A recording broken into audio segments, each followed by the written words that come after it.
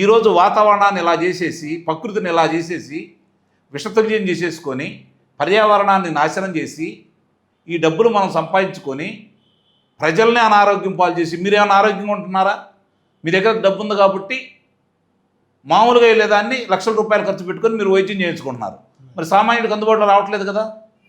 అంటే ఇలాంటి వ్యక్తులు ఈరోజు అలాంటి వ్యక్తులకి, అంటే జగన్మోహన్ రెడ్డి లాంటి వ్యక్తులు, రాజకీయ నాయకులు చాలామంది ఉన్నారు. ప్రత్యేకంగా జగన్మోహన్ రెడ్డి గురించి ఎందుకు మాట్లాడుకుంటున్నామంటే 5 సంవత్సరాలు అతను ముఖ్యమంత్రిగా నిలిపి ఆంధ్ర రాష్ట్రం ఏ విధంగా తయారైందని చెప్పడానికి, వాళ్ళ తండ్రి అధికారాన్ని అడ్డం పెట్టుకొని 5 సంవత్సరాలు 5 నెలలు ఏ విధంగా ప్రజాధనాన్ని ఆయన దోచుకుందే కాకుండా పప్పు బెల్లాల్లాగా ఆయన సహకరించే వాళ్ళకి ఏ విధంగా ఇచ్చిందో ప్రత్యక్షంగా చూసాం మనం. అయినా సరే అతని మీద అభియోగాలు వచ్చి 16 నెలలు కారాగారంలో ఉన్న తర్వాత కూడా ఈ వ్యవస్థలు ఒక రాజకీయ పార్టీకి అతను అధ్యక్షుడిగా, ఒక రాష్ట్రానికి ముఖ్యమంత్రి అయ్యే విధంగా ఈరోజు ఉన్నాయంటే ఎవరికి చెప్పుకోవాలి? ఒక్కసారి ఆలోచించండి. ఎవరికి చెబితే న్యాయం జరిగిద్ది? అంటే అవన్నీ నేను నిర్దోషిని, ఒక ఎన్ని రాజకీయ ఎన్నాళ్ళు పట్టింది ప్రేరేపిత కేసులు అంటున్నాడు. ఎన్నాళ్ళు పడుతుంది న్యాయస్థానాలకి?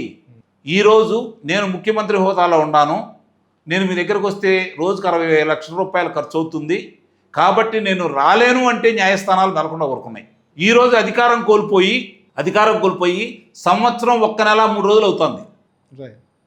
సంవత్సరం 1 నెల 3 రోజులు అవుతుంది. మరి ఒక్కరోజు కూడా రాలేదు. ఎందుకు ప్రశ్నించట్లేదు న్యాయస్థానాలు? ఎందుకు ప్రశ్నించట్లేదు?